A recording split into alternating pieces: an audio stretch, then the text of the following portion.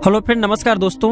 ये पौधे देख करके पहचान लीजिए अगर किसी के डॉक्टरी चेकअप सही हैं लेकिन इनके बाद भी गर्भ नहीं ठहरता, बच्चा पैदा नहीं होते, उनके लिए मैं आप लोगों को बताना चाहूँगा ये औषधि किसी रामबाण दवा से कम नहीं है। वीडियो में कंटिन्यू बने रहना क्योंकि इस प्रकार की जानकारी आपको अभी नहीं तो बाद में चल करके काम आएंगी, क्योंकि जानकारी जो होती है कभी भी व्यर्थ नहीं जाती।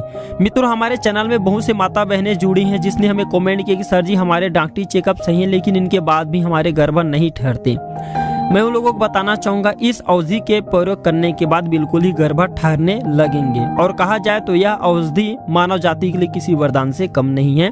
इसी प्रकार के दोस्तों हमारे घरों के आसपास में बहुत सारा पेड़ पौधा होते हैं, औषधियाँ होती हैं, वनस्पतियाँ होती हैं जो कि किसी न किसी बीमारी को ठीक करने में काम जरूर आती हैं, लेकिन जानकारी के अभाव में हम इनके मिलने वाले फायदा के बारे में अनजान होने लगे हैं। सबसे पहले मैं आप लोगों को बताना चाहूंगा जो भी आपकी समस्या है तो उसे प्राकृतिक तरीके से उपचार करने की कोशिश करें, क्योंकि 100% प्राकृतिक तरीके से उसका उपचार संभव हो जाते हैं, बीमारी ठीक हो जाती है। तो किस प्रकार से इससे बांझपन समाप्त होते हैं मैं आप लोगों को वीडियो में विस्तार से बताऊंगा, वीडियो में कंटिन्यू बने रहना। तो यह जो जानकारी मैं आप लोगों को बता रहा हूँ कि इसे किस प्रकार से बांझपन दूर होता है, यह जानकारी काकचंडीश्वर कल्पतंत्रम प्राचीन ग्रंथ में लिखा है और इस पौधे को नागदमनी कल्प के नाम से जानते प्राचीन ग्रंथों में। और यहाँ पे देख लीजिए, छोटा सा मैं आप लोगों को स्क्रीनशॉट दिखा देता हूँ। तो देखिए प्राचीन ग्रंथों में लिखा है कि नागदमनी नामक तीनों लोक में विख्यात एक औषधि है। इसका लक्षण कहता हूँ कि इसका नाल कृष्ण वर्ण का पत्ता, पान के पत्ता के समान फूल पीत वर्ण का होता है। इनके लक्षण से मनुष्य को इसे पहचानना चाहिए।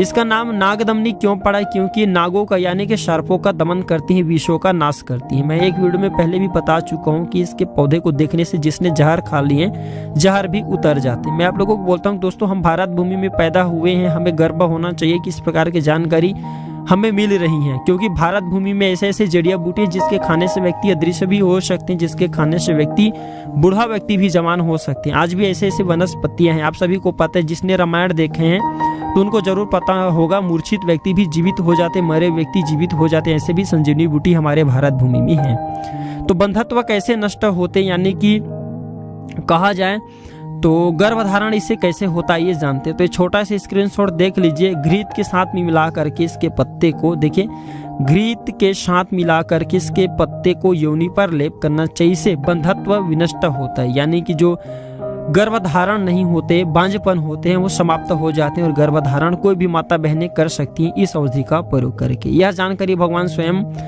शंकर जी माता पार्वती को बताएं। तो इस प्रकार की जानकारी में हमें किसी भी प्रकार की कहा जाए तो इसमें संशय नहीं करना चाहिए, कहा जाए विश्वास नहीं, इस प्रकार के नहीं बोलना चाहिए, क्योंकि इस प्रकार की जानकारी भगवान स्वयं पार्वती को बताएं तो यह जानकारी 100% काम करते ही करते हैं। आशा करता हूँ मेरे द्वारा बताया गया छोटी सी आप लोगों को यह प्राकृतिक उपचार जरूर पसंद आया होगा। और जो जानकारी बताए हूँ कोई भी व्यक्ति पढ़ सकते हैं, प्राचीन ग्रंथ काकचंडीश्वर कल्पतंत्रम में लिखा है। आशा करता हूँ यह जानकारी जरूर पसंद आया होगा। मित्रों नमस्कार, धन्यवाद।